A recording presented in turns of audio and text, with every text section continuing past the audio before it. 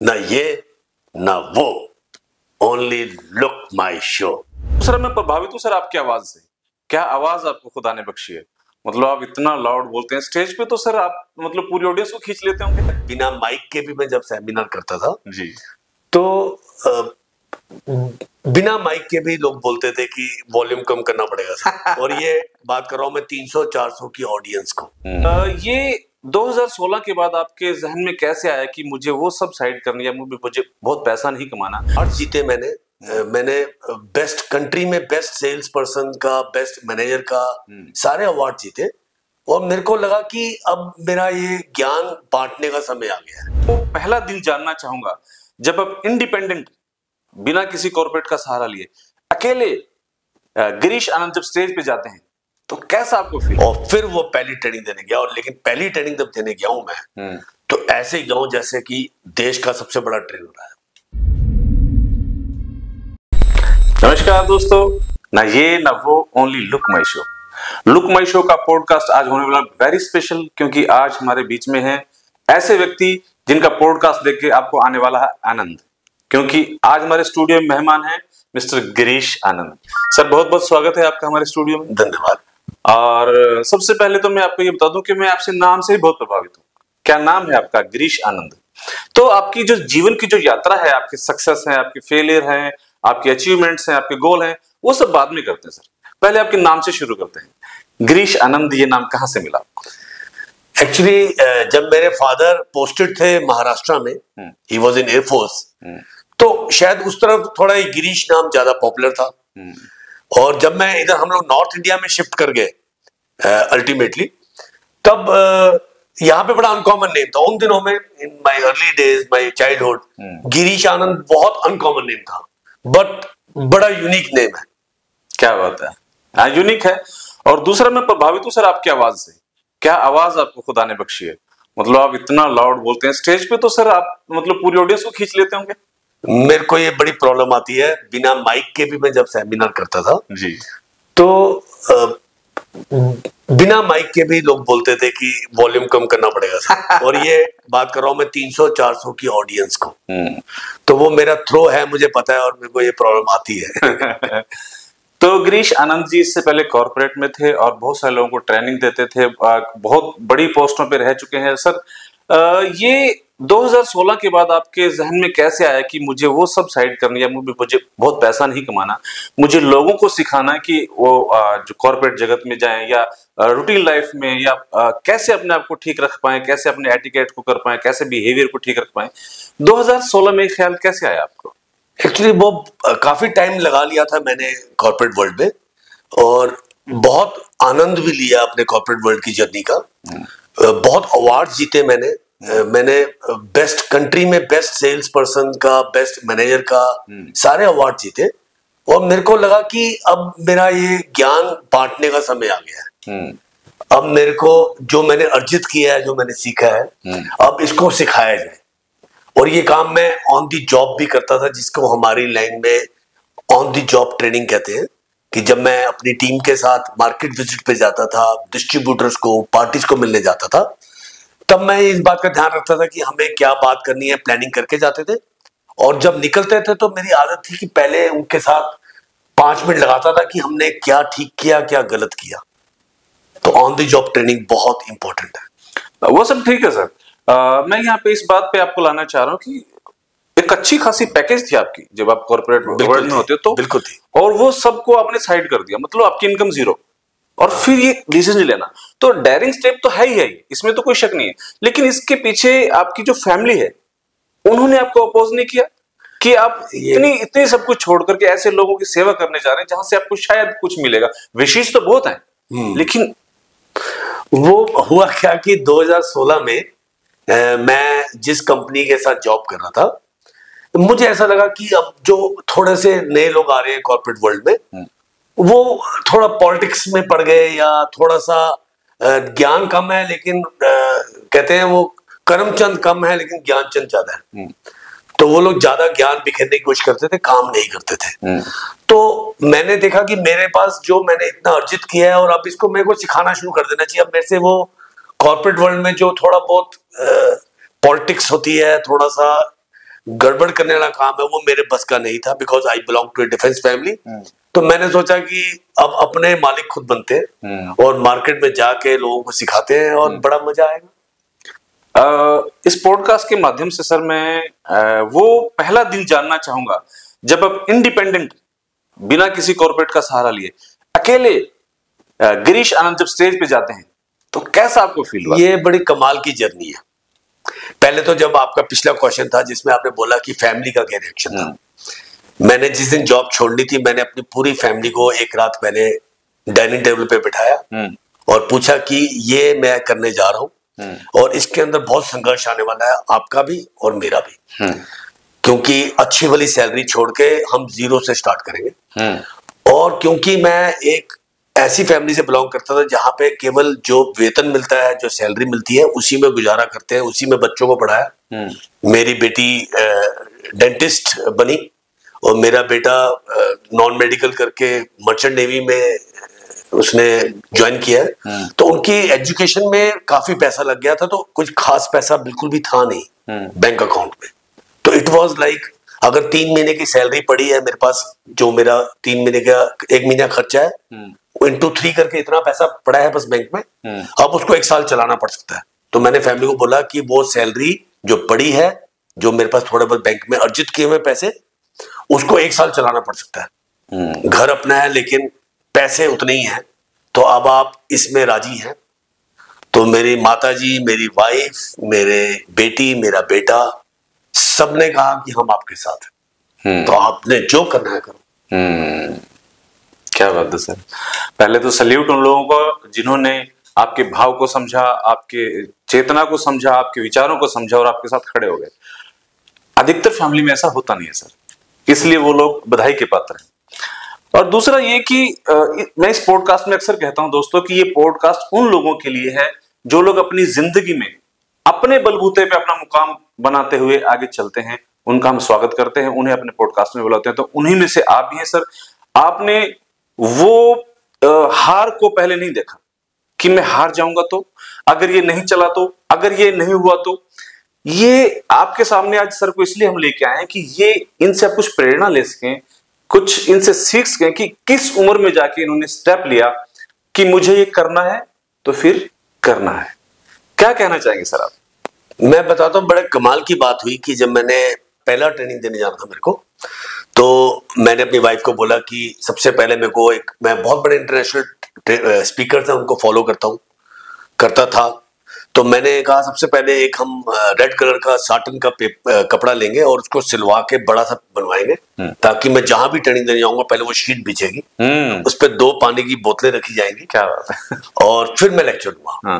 और फिर मैंने जो अपनी कंपनी का नाम रखा था उन दिनों में इम्पैक्ट, अब तो उसका नाम गिरीश आनंद ट्रेनर एंड कंसल्टेंट है। तो उस नाम की स्टैंडी बनाई गई। पहले जो भी लिमिटेड पैसे थे उसी में से हमने स्टैंडी बनवाई। और फिर प्रॉपर मेरे को आज भी याद है कि क्योंकि तब हम लोग कॉर्पोरेट वर्ल्ड में थे, तो सर्दियों में तो कोट डलते हैं, गर्मियों में कोट नहीं डलते हैं। तब तो नॉर्मल नहीं डलते हैं, लेकिन अब किसी ने बताया कि आपको जो कोट भी ब्लेजर डालना पड़ेगा ट्रेनिंग देने जाना है, तो you will look a good trainer. तो मेरे को आज भी याद है कि मेरे को एक फ्रेंड है मेरे, जिनका शोरूम है, तो उन्होंने कहा कि यार ब्लेजर तो मेरे से ले ले। मैं कहा पैसे नहीं अभी मेरे पास। कहते कोई बात नहीं, जब पैसे आएंगे तब दे देना। तो मैंने उनसे ब्लेजर लिया उधार में और फिर वो पहली ट्रेनिंग देने गया। और लेकिन पहली ट्रेनिंग जब देने गया हूं मैं, तो ऐसे गया हूं जैसे कि देश का सबसे बड़ा ट्रेनर है। कहीं कमी नहीं थी उस बात में। First training was as good as एक बहुत बड़ा मोटिवेशनल स्पीकर आया, क्योंकि आपने जो बनना है जिंदगी में, आपको वो पहले दिन से सोचना पड़ता है, पहले दिन से ऐसे कर्म करने पड़ते हैं, तभी आप बन सकते हैं। अदरवाइज अगर आप पहले दिन एक मुरझाए हुए व्यक्ति की तरह कि लाचार जिसने आज नया काम स्टार्ट किया है, शर्ट पहन के, मैं नहीं कह रहा शर्ट गलत है, बट जैसा एक ट्रेनर होना चाहिए, क्विंट एसेंशियल कहते हैं कि एक ट्रेनर के कपड़े, एक टाई और एक ब्लेजर डाला हो बढ़िया सा। जैसे एक रैप सिंगर है तो उसने माथे पे वो बैंड लगाया होता है, टैटूज बनवाए होते हैं। गजल सिंगर ने कुर्ता पजामा डाला होता है और 2 शौला रखा होता है यहाँ पे।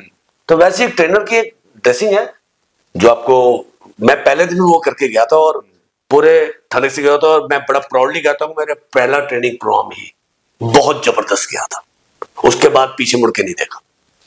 सर जैसे कि आपसे बातचीत करने के दौरान हमें पता चला कि आपने कितने लोगों को मोटिवेट किया है, कितनी ट्रेनिंग्स दी हैं, कितने कॉर्पोरेट्स लोगों को ये बताया है कि how to grow your company and how to make your resume. ये आपने जो जॉब वाले बच्चे हम लोगों ने एक पॉडकास्ट हमारा चलता है प्रैक्टिकल टॉक विद गिरीश आनंद, जिसमें हम तरह तरह के टॉपिक्स जो हमारे व्यूअर्स हमारे को लिख के भेजते हैं मैसेजेस कि सर आप इस पे बनाइए। तो अभी हमने पीछे एक बहुत अच्छी सीरीज चलाई है जिसमें हम इंटरव्यू स्किल्स पे बता रहे हैं क्या कपड़े डालने हैं, क्या क्वेश्चंस के आंसर्स देने हैं, क्या तैयारी करके जानी है आपको और कितनी देर पहले पहुंचना चाहिए आपको इंटरव्यू देने के लिए। ये सब बातें बताने वाला कोई नहीं है। बड़े लोग जो लोग अफोर्ड कर सकते हैं उनके पास तो बताने के लिए बहुत कुछ है, बताने के लिए बहुत लोग हैं, बट जो लोग अफोर्ड नहीं कर सकते हम उनके लिए काम कर रहे हैं साथ में। तो दोस्तों सर का एक पॉडकास्ट है, वहां जाके देखेंगे कि how to make your resume, how to prepare yourself for interview and all things. तो मैं सर मेरा प्रश्न ये था इसमें कि जब आप इतनी सारी चीजें करते हैं, इतने लोगों को, मुझे लगता है 2 लाख लोगों को आप मोटिवेट कर चुके हैं, बहुत सारी कंपनीज को ट्रेंड कर चुके हैं, बहुत सेमिनार आपके चलते हैं, लेकिन आप हैं तो एक ह्यूमन बीइंग ना। कभी कभी जब आप में निराशा आती है तो आप किससे मोटिवेशन लेते हैं? बहुत अच्छा क्वेश्चन है। वैसे तो मैं निराश नहीं होता हूँ, मैं सही बताऊं तो मैं कभी भी निराश नहीं होता। मैं अपने फ्रेंड सर्कल में, अपने रिलेटिव्स में फेमस हूँ कि इस व्यक्ति को कभी निराश नहीं देखा। जितना मर्जी डाउन आया लेकिन निराश नहीं कभी हुआ। बट अगर कभी मन ऐसा विचलित हो जाए तो मेरी एक लाइब्रेरी है घर में जिसमें मेरे पास 400 से ऊपर किताबें हैं। वहां जाके वहां मैंने अपने सारे अवार्ड्स रखे हुए हैं जो मैं पूरे इंडिया में नंबर 1 सेल्स पर्सन, कभी बेस्ट मैनेजर, पूरे इंडिया में जो अवार्ड्स मिले हैं मेरे को, मैं उनको जाके देखता हूं कि यही है गिरीश आनंद। तो रुकना नहीं है, झुकना नहीं है, बढ़ना है। क्या बात है सर, आपके साथ जो पॉडकास्ट करके हमें जो मजा आ रहा है उसकी तो कोई सीमा ही नहीं है।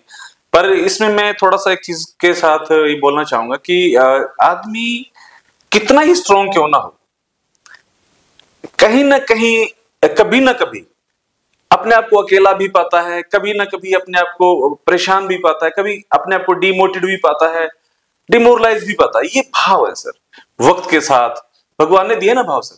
सब कुछ होने के बाद भी आदमी कई बार अपने आप को अकेला फील करता है, तो रहता है इंसान के साथ। और अच्छी बात है कि सर की अपनी एक लाइब्रेरी है, उन्होंने बुक्स को अपना फ्रेंड बनाया। जब भी कहीं डिमोटिवेटेड होते हैं या डिमोरलाइज होते हैं, बुक्स का सहारा लेते हैं। कहते हैं दुनिया में सबसे अच्छा कोई दोस्त है तो आपकी किताबें हैं। तो दोस्तों एक ये बात भी आपको यहां से सीखनी चाहिए कि जब भी आप निराश हो, जब भी डिमोटिवेटेड हो, जब भी डिफोकस भी हो, अपने गोल से डिफोकस हो, तब भी आप किताबों को दोस्त बनाइए, किताबें पढ़िए। और कहते हैं सर जिंदगी में कोई कुछ नहीं सिखाता तो किताबें आपको बहुत ज्ञान है, किताबों में बहुत ज्ञान है। जो किताबें नहीं भी पढ़ने के आदी हैं, मैं उनको सुझाव दूंगा कि वो शुरू में 2 पेज ही पढ़े जाए किसी भी अच्छी किताब, क्योंकि प्रेरक किताब खरीद ले बाजार से, बहुत लिस्ट है, बहुत अच्छी किताबें हैं बाजार में। कोई भी अच्छी किताब देख के उसके 2 पन्ने रोज के पढ़ने शुरू कर दीजिए, केवल 2 पन्ने। महीना लगेगा, 2 महीने लगेगा किताब खत्म करने में, बट वो धीरे धीरे आदत बन जाएगी। सर मोटिवेशन के बारे में, जब मोटिवेशन सेमिनार जो होते हैं उसके बारे में एक बात बड़ी खुलेआम कही जाती है कि जो मोटिवेशनल है या जो मोटिवेशन है या जो स्पीकर्स है, आप स्टेज पे जाते हैं तो आप इतना मोटिवेट कर देते, इतना मोटिवेट कर देते, इतना मोटिवेट कर देते हैं, लेकिन वो मोटिवेशन सुनने वालों में कितने दिन तक रहती है? ये आपको खाली सुनने आते हैं, उसको जिंदगी में फॉलो भी करते हैं, कहीं अपनी जिंदगी में उतारते भी हैं, या 2 घंटे के लिए मोटिवेट होकर के फिर फ्यूज हो जाते हैं? वैसे बिल्कुल ठीक बोला है, लेकिन मैंने देखा है कि मेरा टारगेट जो होता है वो, मेरे को पता है कि जैसे एक टीचर क्लास में पढ़ाने आता है, उसमें 40 बच्चे भी होते हैं, लेकिन फर्स्ट सेकंड थर्ड तो शुरू के कुछ बच्चे ही आते हैं। तो हमारे लिए भी सेमिनार में ऐसी होता है कि जब मैं सेमिनार करता हूँ तो मेरे को पता है इसमें से 5-10% लोग ही शिफ्ट होंगे, सारे शिफ्ट नहीं हो पाएंगे। 5-10% लोग ही हैं जो अपने अंदर मोटिवेशन ला पाएंगे या जो मेरे कही हुई बातों को इम्प्लीमेंट कर पाएंगे। तो मैंने ऐसा भी देखा है, मैं पीछे किसी सेमिनार करने गया किसी कंपनी में हैदराबाद में, तो वहां पे मैंने सेमिनार में उनको जो बताया आप मानेंगे कि इवनिंग पार्टी में ही जब वो मेरे को मिले फिर से, उन्होंने कहा हमने स्टार्ट कर दिया इम्प्लीमेंट करना। क्या बात है। मेरे को इतना अच्छा लगा। इवन चंडीगढ़ में एक कंपनी में मेरा सेमिनार था, तो मैंने उनको बोला कि जब आप एक कंपनी में जॉब करते हैं तो आपकी दो तरह की ग्रूमिंग्स होती है, एक इंटरनल ग्रूमिंग होती है और एक एक्सटर्नल ग्रूमिंग होती है। तो एक्सटर्नल ग्रूमिंग तो हमारे कपड़े, हमारे बाल, हमारी बियर्ड या क्लीन शेव, हमारे शूज, हमारी टाई, ये एक्सटर्नल ग्रूमिंग है। और इंटरनल ग्रूमिंग है हमारे भाव, हम कितना मोटिवेटेड रहना चाहिए हमारे को, हमारा डिसिप्लिन लाइफ में क्या होना चाहिए, ये सब इंटरनल ग्रूमिंग है। तो उनको मैंने किसी को देखा कि जो पार्टिसिपेंट था उसके बाल थोड़े ज्यादा बड़े थे, जो मैंने उसको बोला कि कॉर्पोरेट वर्ल्ड के अंदर इतने ज्यादा बड़े बाल शायद नहीं अच्छे लगते, तो आपके थोड़े से कट थोड़े होने चाहिए ना। तो बाई चांस उस कंपनी में मेरे को उन्होंने 3-4 दिन के बाद इनवाइट किया था for a cup of coffee. तो मैं जब किसी सीनियर को मिलने गया तो मेरे को लिफ्ट के बाद वो आदमी मिला और उसके बाल कटे हुए थे। उसने कहा सर देखिए मैंने कटवा दिए। क्या बात। और एक और एम्प्लॉय मिला, जब मैं टाइम मैनेजमेंट पे बता रहा था कि आपको हर जगह पे कम से कम 15 मिनट पहले पहुंचना चाहिए, और अगर लंबा सफर पे जा रहे हो तो आधा घंटा पहले पहुंचना चाहिए, सो दैट आप कभी भी लेट ना हो। मैं 36 साल के कैरियर में एक बारी भी, एक सेकंड भी लेट नहीं हूं। उसको मैंने बोला तो उसने मेरे को कहा कि सर मैंने ये स्टार्ट कर दिया है, मैं हर जगह आधा घंटा पहले पहुंचता हूँ। नहीं सर, जैसे आपने कहा कि आप सेल्स में भी रह चुके हैं, तो सेल्स वालों का एक तो फंडा है कि रिजल्ट्स तो 1% भी आ गया ना तो भी आपकी जीत है। बिल्कुल है। बिल्कुल है, जीत है। तो ठीक इसी तरह से आप मोटिवेट अगर 100 लोगों को भी कर रहे हैं, अगर उन 10 लोगों ने भी आपकी बात मान ली तो आपके लिए तो जीत है सर। बिल्कुल, बहुत है। 10 भी हो जाएंगे तो कारवां चलता रहेगा, आगे लोग जुड़ते जाएंगे, सीखते जाएंगे। हमारा काम है सिखाना, मोटिवेट करना।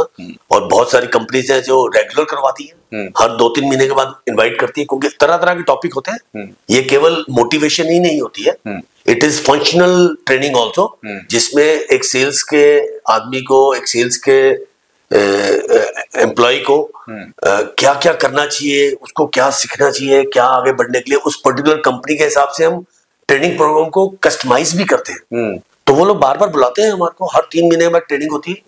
तो ग्रूमिंग हम देखते हैं, लोगों में ग्रूमिंग हो रही है। पहले जो लोग पहला ट्रेनिंग सेशन किया तो मैं 10 मिनट से वेट कर रहा हूँ, फिर ट्रेनिंग में धीरे धीरे लोग आ रहे हैं। उसी ट्रेनिंग में जब मैं बोलता हूँ कि आप जल्दी टाइम से आना चाहिए, तो मैं लंच टाइम में क्या करता हूँ, जो लोगों को टाइम देता हूँ कि 2 बजे आपको आना है, तो बोल देता हूँ कि जो लोग अब लेट आएंगे उनके लिए सब खड़े होकर तालियां बजाएंगे। जो 2 मिनट भी लेट आता है उसके लिए तालियां बजती हैं। तो मैंने उसी कंपनी का अगला सेमिनार किया तो 10 बजे पूरी ऑडियंस अपनी सीट पे थी। क्या लोग सीखते हैं सर। पहले तो मेरा प्रश्न ये कि कॉर्पोरेट में या किसी भी जगत में ट्रेनिंग क्यों जरूरत है? आपने कॉलेज पढ़ाई की और सीधा जॉब ले लीजिए, ट्रेनिंग की कहां जरूरत पड़ती है? ट्रेनिंग बहुत इंपॉर्टेंट है। हमारे कई लोग, मैं आपकी बात ठीक है, लोगों को सीखा होता है। आपने देखा होगा घर के अंदर कई बारी हमारे घर में बहुत सामान स्टोर में पड़ा होता है और वो हम लोग खुद भूल गए होते हैं कि हमारे स्टोर में पड़ा हुआ है। मेरे साथ कई बार ऐसा हो कि हम कुछ लेने चले गए बाजार में और जब लेके आए तो पता चला स्टोर में पड़ा हुआ था ऑलरेडी। इसी तरीके से जब हम लाइफ में सीखते हैं, जो हमने स्कूल में, कॉलेज में सीखा या इनिशियल डेज में सीखा, वो हम अपने डेली रूटीन में, अपने कॉर्पोरेट वर्ल्ड की आपाधापी में, भागदौड़ में हम उसको भूल जाते हैं।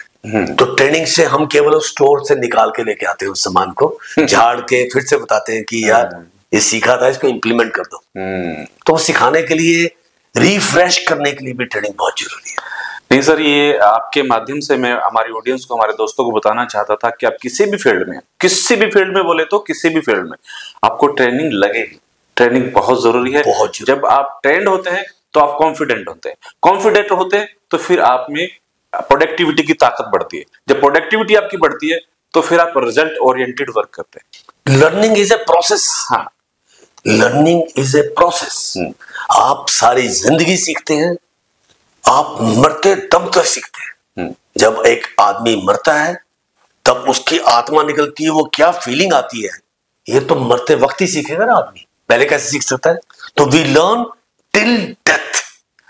सर जो अगला मैं आपसे क्वेश्चन करने जा रहा हूँ, मैं चाहता हूँ आपसे कि उसका बड़ा ऑनेस्टी से आप उसका आंसर दें। यहाँ ईमानदारी मैं इसलिए अंडरलाइन कर रहा हूँ कि ये हमारी जो बात है हमारी ऑडियंस तक जानी चाहिए। आप कॉर्पोरेट में एक ट्रेनिंग देते हैं, how to make your resume, how to wear your dress, how to good your speech, everything. सच में बताना, कभी आपने लोगों को ये सिखाया है कि how to make your happy life, how to make your good friend, how to make your enjoy? Happiness is an attitude. Happiness, पैसा जरूरी है बट पैसा ही जरूरी नहीं है। पैसे से हैप्पीनेस आती है बट केवल पैसे से हैप्पीनेस नहीं आती। हैप्पीनेस एक आदत है। जिसने खुश रहना है वो किसी भी हालात में खुश रहता है। और मैंने देखा है जो दुखी है, मैंने मर्सिडीज BMW के ओनर्स को देखा है जिनके पास इतना पैसा है लेकिन चेहरे पे आप देखेंगे तो लगता ही नहीं खुश है। तो खुशी पैसे से नहीं आती है, खुशी आपकी आदत बन जानी चाहिए। अगर आप आदत डाल लें खुश रहने की तो आप हर चीज में खुशी ढूंढ लेंगे। और एक आदमी ने अगर दुख ढूंढना है तो वो खुशी में भी दुख ढूंढ लेगा। आप ये कहना चाहते हैं कि ये नेचर पे डिपेंड करता है, ये आपके बिहेवियर पे, आपकी तमाम चीजों पे डिपेंड करता है। तो अगर मैं कहूं कि इन लोगों के लिए कोई ट्रेनिंग नहीं है क्या, जिन लोगों को परेशान होने की आदत रहती है? बहुत जरूरी है, बहुत जरूरी है, बहुत जरूरी है। तो मेरा प्रश्न आपसे यह था कि आप ट्रेनिंग में कोई सेगमेंट ऐसा भी रखते हैं जो पर्सनल लाइफ को, आदमी को खुश रख सके? मैं वो पूछना चाह रहा था। करते हैं, हम पर्सनल लाइफ को ग्रूम भी करते हैं। आपको लाइफ में कैसे खुश रहना है, आपको हर चीज में खुशी कैसे ढूंढनी है, आपको अपने, पहले तो एक सबसे इंपॉर्टेंट बात है, जो लोग जॉब करते हैं मैं उनको हमेशा बोलता हूं अपनी जॉब को एंजॉय करें। आप जब मूवी देखने जाते हैं आप कभी थकते हैं? कभी नहीं थकते हैं। 3 घंटे की मूवी देखने के बाद अगला शो देखने बैठ जाएंगे तब भी नहीं थकेंगे क्योंकि आप एंजॉय कर रहे हैं। अगर आप अपनी जॉब को एंजॉय करेंगे तो आप देखेंगे कब शाम होगी आपको पता नहीं चलेगा। मैं जब 8 घंटे 9 घंटे का सेमिनार करता हूं तो मेरी ऑडियंस कई बार इस बात से ज्यादा अचंभित होती है कि सर 9 घंटे से आप बोल रहे हैं लगातार और आप ऐसे ही लग रहे हैं जैसे आप मॉर्निंग में फ्रेश थे, क्योंकि मैं एंजॉय कर रहा था। जब आप एंजॉय करेंगे आप कभी नहीं थकेंगे। तो सर ये जितनी भी बातें आपने बताई ये सब थी एम्प्लॉइज के लिए, जो लोग जॉब कर रहे हैं कि वो प्रेशर को कैसे रिलीज करें या कैसे अपने एटिकेट्स ठीक करें, अपना बिहेवियर ठीक करें। कॉर्पोरेट्स को भी कुछ कहना चाहेंगे आप? किसको? जो कॉर्पोरेट्स हैं, जो एम्प्लॉयर है। एम्प्लॉयर को पहले तो ये पता होना चाहिए कि उसने अपने एम्प्लॉय से लेना क्या है। आधी दुनिया तो इसी बात से परेशान है कि एम्प्लॉय को ही नहीं पता है कि उससे चाहते क्या है एम्प्लॉयर। एक लीडरशिप के ऊपर हमारा अलग से सेमिनार बना रहे हैं हम लोग। हमारा पॉडकास्ट में प्रैक्टिकल टॉक विद गिरीश आनंद में हम लोग लीडर्स के लिए, जो कंपनी के सीनियर्स हैं, जो कंपनी के मालिक हैं, उनके लिए भी हमारा एक सीरीज बन रही है जिसमें बताती है कि मालिक को होना कैसा चाहिए, एक सीनियर को होना कैसा चाहिए। तभी तो वो अपने जूनियर से, अपने रिपोर्टिंग कुलीग से काम ले पाएगा। उसको पता तो नहीं चाहिए काम लेना कैसे। कई बारी एक एम्प्लॉय इसलिए नहीं परफॉर्म कर पाता क्योंकि उसको पता ही नहीं उसने परफॉर्मेंस देनी कहाँ है। उसके सीनियर को ही नहीं पता कि मेरे को इससे क्या एक्सपेक्ट करना है। तो सीनियर्स की हमारी अलग सीरीज बन रही है। नहीं, अच्छा सर, मैंने इसलिए पूछा आपसे बात, क्यों हम हमेशा ही कहते हैं कि एम्प्लॉय के ऊपर बहुत प्रेशर रहता है, बहुत तरह की उनको कंपनीज से प्रॉब्लम्स रहती हैं, कंप्लेंट्स रहती हैं। तो कहीं ना कहीं मैं समझता हूं कि जो एम्प्लॉयर हैं उन्हें भी कुछ हद तक एक ट्रेनिंग की जरूरत है। उनको बहुत ज्यादा जरूरत है। मेरे से कई पेरेंट्स आते हैं जो अपने बच्चों के लिए कहते हैं कि हमारे को बच्चे को ट्रेनिंग देनी है। तो मैं उनको कहता हूँ, कई बार मैं देखता हूँ, मैं कहता हूँ ट्रेनिंग की आपको जरूरत है, बच्चे को जरूरत नहीं, आपको जरूरत है ट्रेनिंग बेसिकली। नहीं, ये सही कहा सर। आप किसी भी फील्ड में, अगर आप पेरेंट्स भी हैं तो आप कैसे पेरेंटिंग कर रहे हैं इस बात की भी ट्रेनिंग होनी चाहिए। आप स्टूडेंट हैं, हर तरह की ट्रेनिंग्स होनी चाहिए सर। और दुनिया में सबसे अच्छा काम मुझे लगता है आप कर रहे हैं कि दुनिया में ट्रेनिंग ये नहीं है कि आप कैसे पैसा कमाएं, ट्रेनिंग ये भी है कि खुश रह के पैसा कैसे कमाएं, खुश रहे और पैसा भी कमाएं। हाँ, बड़ी अच्छी बात है सर ये। और दूसरा मैं आपसे पूछना चाहूंगा सर कि हालांकि आप इस काम को एंजॉय कर रहे हैं, शायद इसलिए या कोई और वजह है कि आप इतने यंग लगते हैं इस उम्र में भी और आपके चेहरे पे आज भी वो नूर है, इसके पीछे की वजह क्या है? Internal happiness. होता क्या है कि आपको याद होगा पहले कभी किसी बिटिया की या बेटे की शादी की बात आती थी तो कहते थे कि इसके चेहरे पे नूर आ गया, इसकी शादी तो नहीं फिक्स कर दी गई। वो इंटरनल हैप्पीनेस होती है ना। जब आप इंटरनली हैप्पी हैं अपने काम को लेके, आप खुशी से काम कर रहे हैं, तो वो आपके चेहरे पे दिखता है। आपके चेहरे पे वो रिफ्लेक्ट करता है कि ये दिल से काम कर रहा है या मजबूरी में काम कर रहा है। तो जब आप दिल से काम करेंगे, खुशी से काम करेंगे, तो ना आप थकेंगे और आपके चेहरे पे एक अलग ही संतोष होगा, आपके चेहरे पे एक अलग ही सेटिस्फेक्शन होगी। चलिए सर, ये बातें थी तमाम ट्रेनिंग्स की, ये वो। अब पूछते हैं आपकी निजी जिंदगी के बारे में। बचपन में आपने फिल्में बहुत देखी होंगी। मैं बहुत फिल्में देखता हूँ, आज भी। हाँ। तो यहाँ मैं ये पूछना चाहता हूँ कि सबसे पसंदीदा आपकी फिल्म आज तक की कौन सी? अगर इंग्लिश मूवीज की बात करें तो द परस्यूट ऑफ हैप्पीनेस। क्या बात है, बहुत बढ़िया मूवी है, वो देखनी चाहिए। उसमें बहुत कुछ सीखने को है कि आप अपने लाइफ में अपने विश को, अपने ड्रीम्स को गोल्स में कैसे कन्वर्ट करते हैं और उसको अचीव करने के लिए आप किस हद तक जाते हैं और आपको किस हद तक जाना पड़ सकता है। अगर इतनी आसानी से गोल्स अचीव हो जाएंगे तो सारी दुनिया ना अचीव कर लेगी। और बॉलीवुड की बात करें तो सर? बॉलीवुड में अभी लेटेस्ट आई थी 12वीं फेल।